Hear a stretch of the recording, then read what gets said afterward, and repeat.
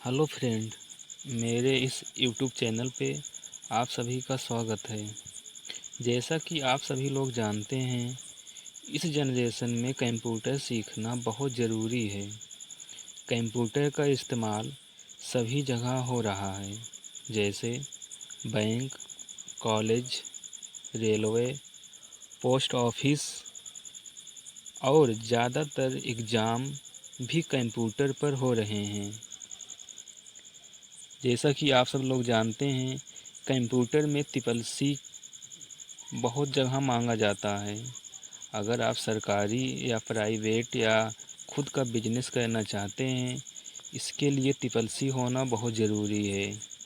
UP government की कोई भी वैकेंसी, कोई भी भर्ती होगी, उसमें ट्रिपल सी का सर्टिफिकेट मांगा जाता है।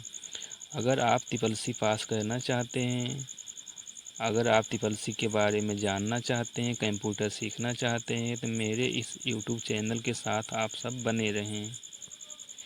वीडियो शुरू करने से पहले मेरे इस यूट्यूब चैनल को सब्सक्राइब, लाइक और कमेंट ज़रूर करें, इसलिए कि मैं कभी भी कोई भी वीडियो बनाऊं तो आप सभी लोग आसानी से उस तक पहुंच सकें। ट्रिपल सी के सर्टिफिकेट के साथ ही आपको कंप्यूटर के बारे में जानकारी भी होना चाहिए। अगर आप मान लेते हैं आप कभी सरकारी नौकरी या प्राइवेट नौकरी में नौकरी पा जाते हैं, तो आपको काम किस में करना है? कंप्यूटर पे ना। ऐसा नहीं है कि आपका सर्टिफिकेट हो गया तो आपको नौकरी मिल गई, कुछ नहीं करना है। आपके पास सर्टिफिकेट भी होना चाहिए, आपको आपके पास नॉलेज भी होना चाहिए, तभी आप सरकारी या प्राइवेट जॉब पे अच्छे से काम कर सकते हैं। अगर आप ट्रिपल सी के साथ साथ DCA, DCFA, अकाउंटिंग, टैली सीखना चाहते हैं, तब भी मेरे इस यूट्यूब चैनल के साथ आप जुड़ सकते हैं। चलिए, वीडियो शुरू करने से पहले मेरे इस यूट्यूब चैनल को सब्सक्राइब, लाइक और कमेंट ज़रूर करें। Introduction of computer. कंप्यूटर शब्द अंग्रेजी के कंप्यूट शब्द से बना है, जिसका अर्थ है गणना करना होता है। इसलिए इसे संगणक भी कहा जाता है। संगणक जो है कंप्यूटर का हिंदी में नाम होता है। कंप्यूटर को चार्ल्स बेबेज ने बनाया है, इसलिए कंप्यूटर के आविष्कारक चार्ल्स बेबेज माने जाते हैं। कंप्यूटर में 100 लोगों का दिमाग लगा हुआ है।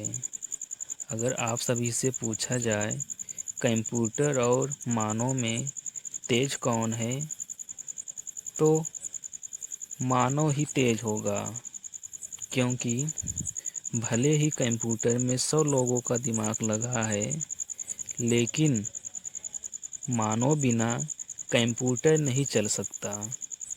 जब तक कोई मानव किसी कंप्यूटर पे कार्य करना स्टार्ट नहीं करेगा, तब तक कंप्यूटर कार्य करना प्रारंभ नहीं करेगा। इसलिए कंप्यूटर को चलाने के लिए एक इंसान, एक मानव की आवश्यकता है। कंप्यूटर को दो भागों में बांटा गया है, कंप्यूटर हार्डवेयर और computer software. Computer hardware. Computer hardware को कंप्यूटर सिस्टम के भौतिक भाग या घटक के रूप में परिभाषित किया गया है, जो महसूस किया जा सकता है, देखा जा सकता है और छुआ जा सकता है। कंप्यूटर हार्डवेयर कहलाता है, जैसे CPU, keyboard, mouse, monitor, ETC। अगर कंप्यूटर को हम सिंपल भाषा में समझें, कंप्यूटर वह हार्डवेयर होता है कंप्यूटर वह हार्डवेयर होता है जिसे हम देख सकते हैं, महसूस कर सकते हैं, हाथों से छू सकते हैं वह कंप्यूटर हार्डवेयर होता है। किसी कंप्यूटर लैब में जो कुछ भी रखा गया है वह सब आपका हार्डवेयर कहलाता है। कंप्यूटर का दूसरा भाग कंप्यूटर सॉफ्टवेयर है। कंप्यूटर सॉफ्टवेयर निर्देशों तथा प्रोग्राम का वह समूह है जो कंप्यूटर को किसी कार्य विशेष को पूरा करने का निर्देश देता है। यह यूजर को कंप्यूटर पर काम करने की क्षमता प्रदान करता है। सॉफ्टवेयर के बिना कंप्यूटर एक निर्जीव है, जैसे notepad, MS office, paint, typing master और ऑपरेटिंग सिस्टम। ये सभी कंप्यूटर सॉफ्टवेयर होते हैं। हम सिंपल शब्दों में समझें, कंप्यूटर सॉफ्टवेयर वह सॉफ्टवेयर है जिसे हम देख सकते हैं, महसूस कर सकते हैं, लेकिन छू नहीं सकते हैं। वह कंप्यूटर सॉफ्टवेयर कहलाता है। जिस पे हम कोई काम करते हैं वह कंप्यूटर सॉफ्टवेयर होता है। हम सब मोबाइल फ़ोन चलाते हैं। मोबाइल फ़ोन के अंदर जो एप्लीकेशन होते हैं जैसे व्हाट्सअप, फेसबुक आदि, वो सभी सॉफ्टवेयर कहलाते हैं।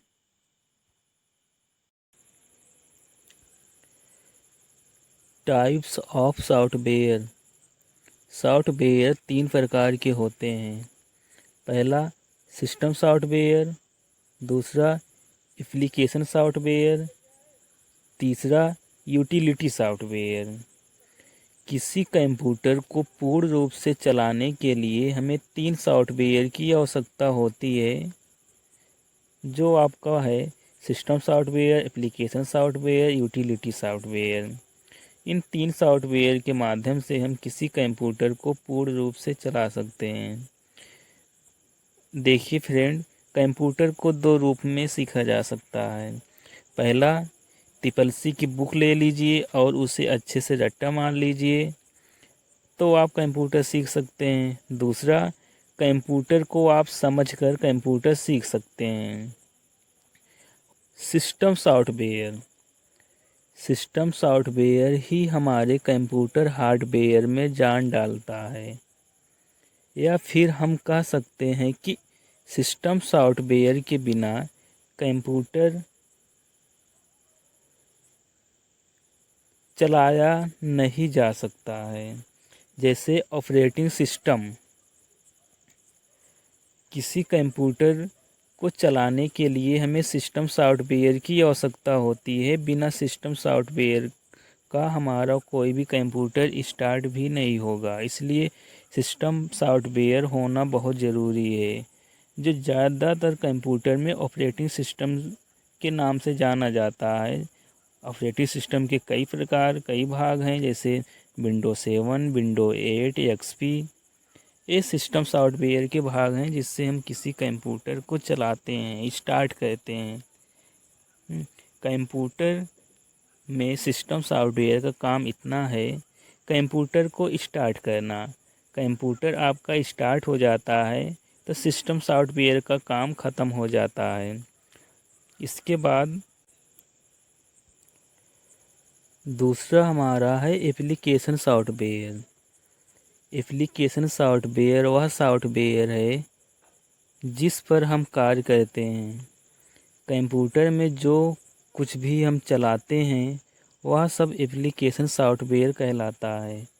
एप्लीकेशन सॉफ्टवेयर कंप्यूटर और मोबाइल फ़ोन दोनों में प्रयोग किया जाता है, जैसे notepad, MS office, paint, typing master.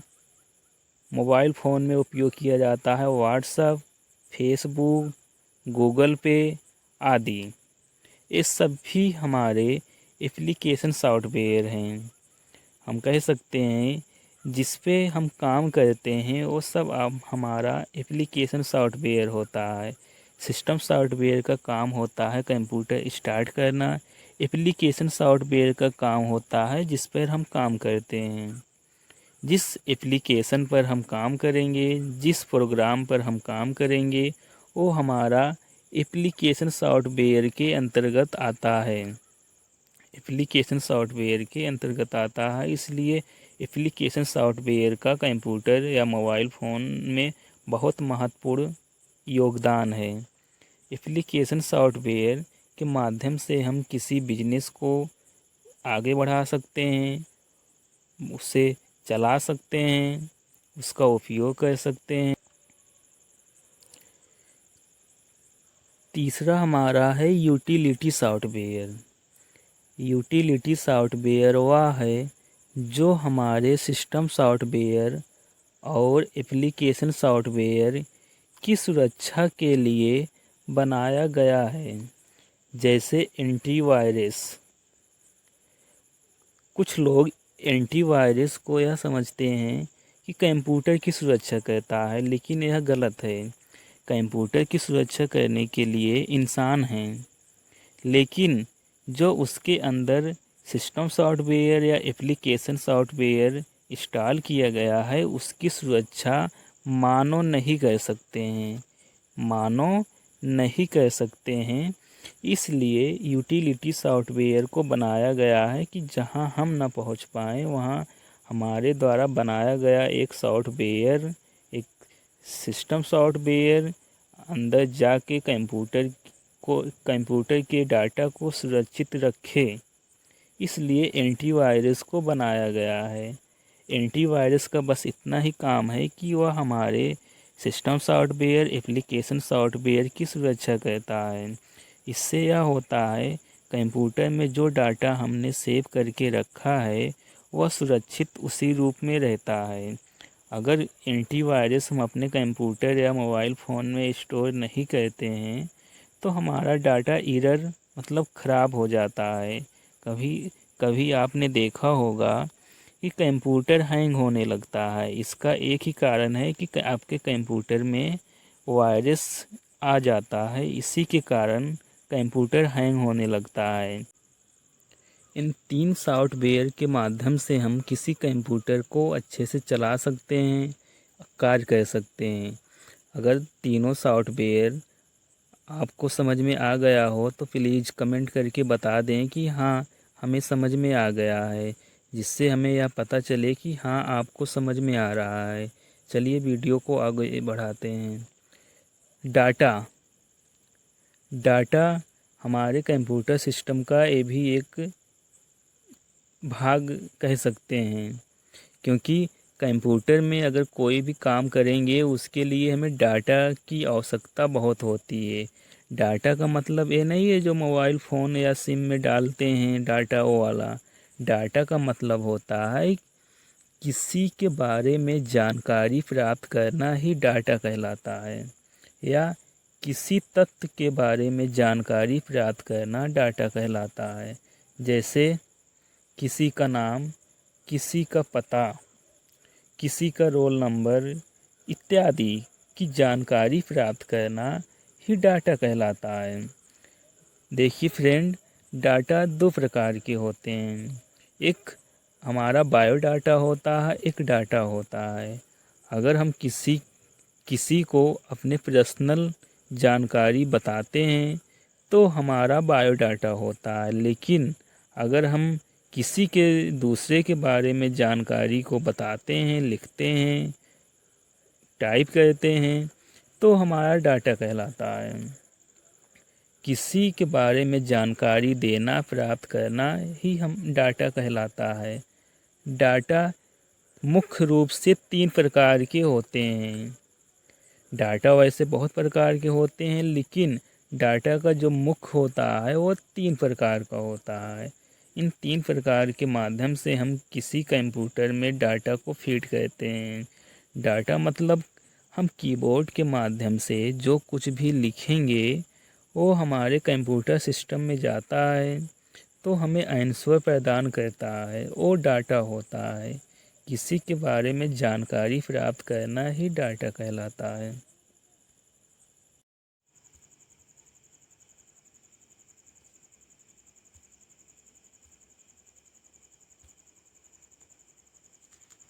Number 1 numeric data, जिसे हम हिंदी में संख्यात्मक डाटा कहते हैं, जो किसी अंक में हो सकता है, जैसे 1, 2, 3।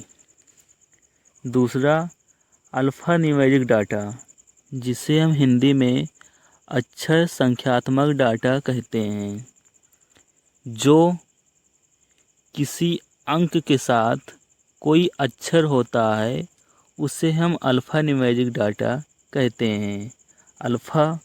तीसरा है अल्फ़ाबेट डाटा, जिसे हम अक्षर डाटा कहते हैं, जो केवल अक्षर में हो सकता है, जैसे A, B, C, D। ये सब हमारे अल्फ़ाबेट डाटा होते हैं। चौथा है साउंड डाटा, इसे हिंदी में ध्वनि डाटा कहते हैं, जो किसी आवाज़ के माध्यम से हमें जो किसी आवाज़ के माध्यम से हम पहचानते हैं, वह ध्वनि डाटा कहलाता है। पांचवा है ग्राफिक्स डाटा, जिसे हम हिंदी में चित्रात्मक डाटा कहते हैं। अगर आपको कोई चित्र बना दिया जाए और कहा जाए ये चित्र कौन सा है, बताइए इसे, तो ये ग्राफिक डाटा या चित्रात्मक डाटा कहा जाता है। छठा है वीडियो डाटा, चलचित्र डाटा, जिसे हिंदी में कहते हैं। आपको अगर कोई वीडियो दिखाया जाए और पूछा जाए इस वीडियो में क्या चल रहा है, तो ये आपका वीडियो डाटा, चलचित्र डाटा कहलाता है। कंप्यूटर लैंग्वेज, कंप्यूटर कौन सी लैंग्वेज समझता है? कंप्यूटर क्या हिंदी समझता है? कंप्यूटर क्या इंग्लिश समझता है? हम इसके बारे में जानते हैं। कंप्यूटर की दो लैंग्वेज होती है। पहला मशीनी लैंग्वेज, दूसरा बाइनरी लैंग्वेज, जो 0 से 1 होता है। जो कंप्यूटर समझता है वो केवल 0 से 1 दो ही शब्द समझता है, 0 से 1, तीसरा कोई अंक नहीं आएगा। मशीनी लैंग्वेज हमारी सुविधा के लिए बनाया गया है, क्योंकि हम मशीन के द्वारा ही अपनी बात को कंप्यूटर से कहते हैं। तो कंप्यूटर बाइनरी लैंग्वेज 0-1 में कन्वर्ट करके तो अंदर जाता है, तो हमें आंसर प्रदान करता है। उदाहरण के रूप में हम जानते हैं, जैसे हमने कीबोर्ड से लिखा 25, 25 को हमें 2 से काटना है। 2 से क्यों काटना है? क्योंकि बाइनरी लैंग्वेज का जो बेस होता है वो 2 होता है। जब कट जाएगा तो 0 लिखेंगे, जब नहीं कटेगा तो 1 लिखेंगे। 25 को 2 से काटेंगे तो 24 कट रहा है, 12 दूना 24, 1 बचेगा, तो 1 हम यहाँ पे लिख देंगे। 12 को हम 2 से काटेंगे तब ये 6 बार में कटेगा, और यहाँ पे जब कट जाएगा तो हम 0 लिख देंगे। यहाँ पे आपका 0 आ गया। 6 को हम 2 से काटेंगे तो 3 बार में कट रहा है, यहाँ पे कट जाएगा तो 0 आ जाएगा। 2, 3 को हम 2 से काटेंगे तो नहीं कटेगा, क्योंकि 2 एकम 2 होता है, नहीं कटेगा इसलिए 1 लिखा गया है। 1 बच रहा है इसलिए 1 लिखा गया है। इसका जो कोड होगा वो 1100 और 1 होगा। 1100 होगा। बाइनरी लैंग्वेज जो समझता है केवल 2 अंक समझता है, 0 से 1। अगर आपसे कोई पूछता है कि बाइनरी लैंग्वेज में केवल 2 से ही क्यों काटा जाता है, तो 2 से इसलिए काटा जाता है, जो बाइनरी लैंग्वेज में अंक आता है वो केवल 2 आता है, 0 से 1। तो जब कभी भी काटा जाएगा तो 0 से 1 काटा जाएगा, क्योंकि बाइनरी लैंग्वेज का जो बेस होता है वो 0 से 1 होता है। कंप्यूटर जो लैंग्वेज समझता है वो 0 से 1 समझता है। हम भले कीबोर्ड के माध्यम से हिंदी या इंग्लिश लिखते हैं, लेकिन कंप्यूटर के अंदर जो सूचना जाती है वो केवल 0 से 1 में कन्वर्ट होके जाती है। 0 से 1 में कन्वर्ट होके जाता है, और उसके द्वारा ही हमें आंसर प्रदान करता है। अगर आप सबको बाइनरी लैंग्वेज समझ में आया है तो आपके लिए 2 क्वेश्चन हमने बनाया है। दोनों क्वेश्चन को आप लगाइए और इसका आंसर हमें कमेंट बॉक्स में दीजिए। अगर आपको समझ में नहीं आता है तो कमेंट बॉक्स में हमें बताइए कि सर हमें समझ में नहीं आया है, मैं ये वीडियो फिर से बना दूंगा। अगर अच्छा लगा हो मेरे इस यूट्यूब चैनल को सब्सक्राइब कर लें और अपने दोस्तों के साथ शेयर करें। अपने फेसबुक और व्हाट्सएप पे इसे शेयर करें क्योंकि ज़्यादा से ज़्यादातर स्टूडेंट इस वीडियो को देख सकें। धन्यवाद।